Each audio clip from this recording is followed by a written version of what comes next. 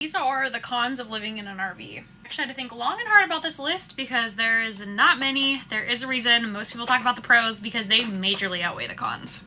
I would say the biggest con is going to be that the walls are thin. If you weren't sure, having thin walls is going to affect both the temperature of your RV as well as the sound, not going in but also going out. I live in California, and where I'm parked, the west side of my trailer gets an incredible amount of sun. So it could be in the low 70s outside, and it could be in the high 70s inside of my trailer.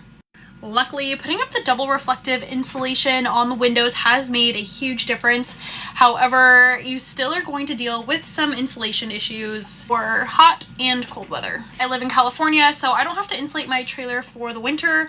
However, I do feel like sometimes I just am blowing through propane when I'm running my heater, partially because the walls are just so thin. If you have noisy neighbors or your neighbors are doing yard work, you're definitely going to hear all of that noise. I typically have air purifiers running. That's what's going on in the background. And if I'm going to try to take a nap during the day or someone else has to sleep during the day, we definitely put on a sound machine. My kids go to bed with a sound machine combo so they don't hear me making noise, but so they also don't hear the neighbors making noise. With that being said, everyone on the outside can hear us just as easily as we can hear them.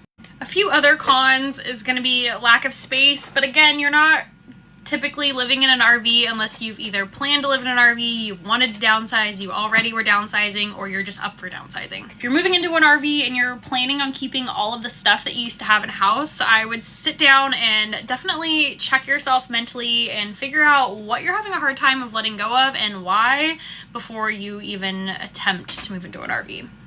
As far as maintenance, the home that I used to own was built in 1989, and I was maintaining that thing on a daily basis. There was always something breaking, always something going wrong, there was always something that needed to be replaced.